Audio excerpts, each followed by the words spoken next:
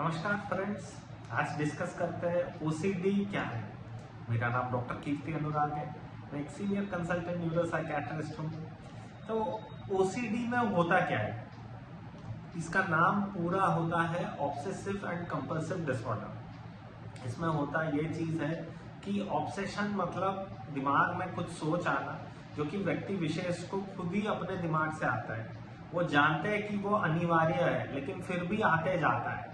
और ये जब आता है दिमाग में बहुत ज्यादा स्ट्रेस बढ़ता है और वो इसके बारे में सोचना नहीं चाहते हैं, फिर भी वो चीज सोचते हैं। और जब ये चीजें दिमाग में आती है, उसको घटाने के लिए उन्हें कंपल्शन करना पड़ता है। तो किस प्रकार के ओसीडी रहते हैं, थोड़ा सा गहराई से समझते हैं। तो देखिए, कुछ लोगों को बहुत ज्यादा डाउट रहता है, उनको बोला जाता है पैथोलॉजिकल डाउटिंग, जहां पर कि वो छोटी छोटी चीजों पर डाउट करते हैं। जैसे एक व्यक्ति रूम से निकल कर जाता है, लेकिन एसी का स्विच ऑफ हुआ है कि नहीं, उन्हें डाउट आता है।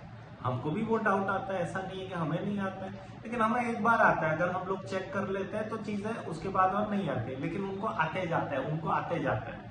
तो ये जो सोच आता है कि एसी का बटन स्विच ऑफ हुआ है कि नहीं, उसको बोला जाता है ऑब्सेशन। और जब तक वो आकर उसे चेक नहीं करते हैं, उनको राहत नहीं मिलती है। ये चेक करने को बोला जाता है कंपल्शन। तो सीन ऐसा रहता है कि वो 5-6 बार चेक करते हैं, फिर भी डाउट आता है। और जब चेक करते हैं 5-10 मिनट के लिए राहत लगती है, फिर 10 मिनट के बाद फिर से डाउट आता है। तो ऐसा सीन होता है कि वो खुद का फोटो उठाता है कि मैंने स्विच ऑफ किया।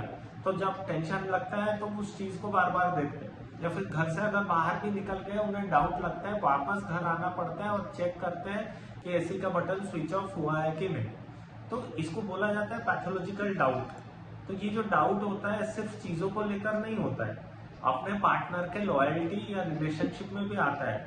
कि लोगों को लगता है कि बार बार अगर हम डाउट कर रहे हैं अपने पार्टनर को कि क्या वो किसी और के साथ है, क्या बेवफाई कर रहे हैं, इस प्रकार के डाउट्स भी बार बार आते हैं। व्यक्ति विशेष को पता रहता है कि ये जो सोच रहे हैं ये गलत है, ऐसा नहीं करेगा उनका पार्टनर, लेकिन फिर भी ऐसा डाउट बार बार ध्यान में आता है कि क्या मेरा पार्टनर मेरे पे चीटिंग कर रहा है कि नहीं। इसे छोड़ के आता है चीजों को सिस्टमैटिकली रखना। अगर चीजें सही जगह पर सही समय पर नहीं है तो उन्हें बहुत ज्यादा विचलित रखता है। जैसे टॉवल कहाँ पर रहना चाहिए, कपड़े कहाँ पर सुखाना चाहिए, बास्केट कहाँ पर रहना चाहिए, टेबल में चीजें अरेंज होकर रहनी चाहिए। अगर चीजें उधर उधर उलट फेर के आप रख लोगे तो उनको बहुत ज्यादा बेचैनी रहती है। तो यहाँ पर भी सिमेट्री मेंटेन करना बहुत ज्यादा जरूरी रहता है। सारे चेयर्स लेफ्ट में रहने चाहिए, सारे टेबल्स राइट में रहने चाहिए। अगर इधर उधर हो जाता है उनको बहुत टेंशन लगने लगता है। अब इसे छोड़ के बहुत गंदा सेक्सुअल विचार आता है लोगों को लेकर। तो ये सेक्सुअल विचार वो सोचते नहीं है, दिमाग में आ ही जाता है। और सिर्फ पार्टनर के लिए नहीं आता है, व्यक्ति विशेष को हर किसी के लिए आता है। बड़ों के लिए आता है, छोटे बच्चों के लिए आता है, भगवान के लिए आता है। और ये सब चित्र या फिर सोच जब आती है सेक्स को लेकर दूसरे लोगों के लिए, उनको बहुत ज्यादा टेंशन होता है, वो रह नहीं पाते हैं, अंदर से बहुत ज्यादा बेचैनी होता है। अब भगवान को लेकर अपशब्द भी आता है, जो कि उनको और ज्यादा घबराहट बढ़ा देता है। तो इसको बोला जाता है इंट्रूसिव सेक्सुअल थॉट्स या इमेज, जो कि दिमाग में बार बार आता है। इन चीजों को लेकर छोड़ने के बाद आता है साफ सफाई। बहुत सारे लोगों को रहता है सोच की चीजें गंदा है, तो घर को इतनी बार साफ करते हैं, घर से बाहर के लोगों को अंदर घुसने नहीं देते हैं, बार बार एक ही चीज को साफ सफाई करते हैं। उनको लगता है कि घर में कुछ गंदगी है और लोग मर जाएंगे, तो बार बार किए जाते हैं। हमें भी लगता है, हम अपने हाथ को साफ करते हैं, लेकिन एक आध बार करने के बाद हमें नहीं लगता है। लेकिन उन लोगों को बार बार सुबह से लेकर शाम तक 1-2 घंटा वो घर को साफ करते ही जाते हैं, करते ही जाते हैं। तो ये भी साफ सफाई का जो रहता है, उनको कॉन्टेमिनेशन का ओसीडी रहता है। अब ये सारे प्रकार के जो सोच विचार या चित्र दिमाग को आते हैं, वो है ऑब्सेशन। और जब तक इनको घटाने के लिए कंपल्शन नहीं करते हैं, उनको बहुत ज्यादा प्रॉब्लम होता है।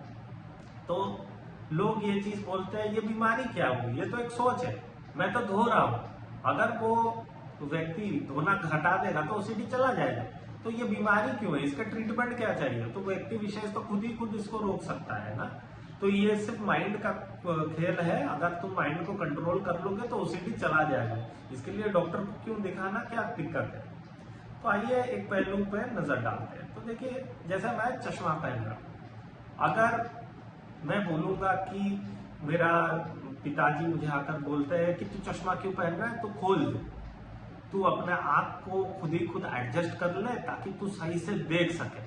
चश्मे की क्या जरूरत है, आंख तो तेरा ये है ना, तुझे ही देखना है। तू अगर आंख को थोड़ा छोटा बड़ा कर देगा, तुझे अच्छे से दिखने लगेगा। चश्मे की क्या जरूरत है।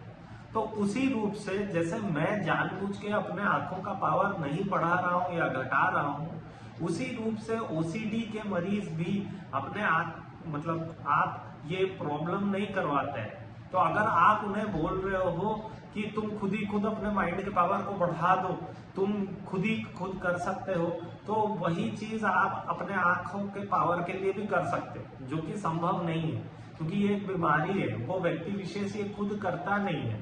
तो जब तक आप ये प्रॉब्लम नहीं समझोगे, तब तक हमेशा ओसीडी के मरीजों को बहुत ज्यादा परेशानी होती है।